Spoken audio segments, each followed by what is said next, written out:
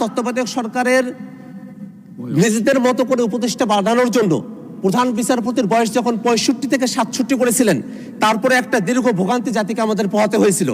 বিষয়বস্তু হলো যে এই যে সিকিউরিটিজ অ্যান্ড এক্সচেঞ্জ কমিশনের যে আইনটি এবং এই যে বীমা কর্পোরেশনের যে আইন, দুইটা আইনের বয়সের যে বাধ্যবাধকতা ছিল সেই বাধ্যবাধকতাগুলোকে উঠিয়ে নেওয়া হয়েছে। বিলের দিকে তাকালে মনে হয় যে খুবই সংক্ষিপ্ত একটা কথা, যে কমা সেমিকোলন তার পরিবর্তে দাড়ি প্রতিস্থাপিত হবে, শর্তগুলো বাদ যাবে।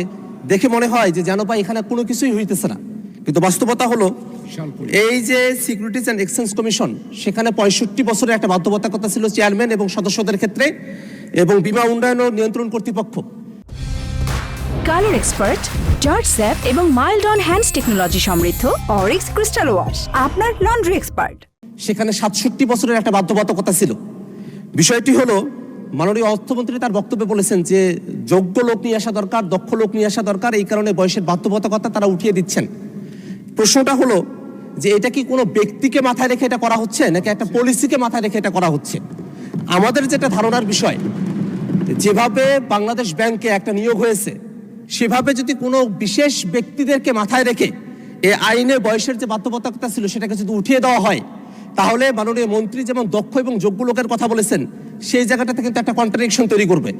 আইন পাশ হয়ে গেছে, কিন্তু আমরা বিরোধী দলের পক্ষ থেকে আমাদের কনসার্নগুলো এখানে জানিয়ে রাখছি এই কারণেই, কারণ বিএনপি সরকার 2001-এ যখন ক্ষমতায় এসেছিলেন, তারা তত্ত্বাবধায়ক সরকারের নিজেদের মতো করে উপদেষ্টা বাড়ানোর জন্য প্রধান বিচারপতির বয়স যখন 65 থেকে 67 করেছিলেন, তারপরে একটা দীর্ঘ ভোগান্তি জাতিকে আমাদের পোহাতে হয়েছিল।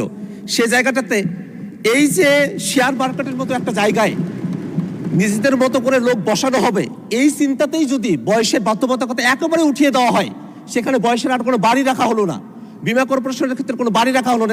এগুলো কিন্তু আর্থিক প্রতিষ্ঠান, দেশের অর্থ সম্পদগুলো যদি এখান থেকে লুটপাটের মতো কোনো পরিবেশ ভবিষ্যতে তৈরি হয়, তার জন্য কিন্তু সরকার দলকে দায়ী থাকতে হবে। মাননীয় স্পিকার, আমরা আমাদের এই কনসার্নটা জানিয়ে রাখলাম।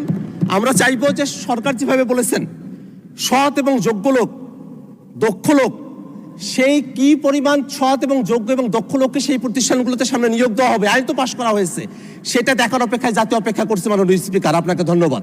ধন্যবাদ মাননীয় সদস্য, কনসার্নটা এক্সপ্রেস করার সুযোগ পেয়েছেন, অসংখ্য ধন্যবাদ।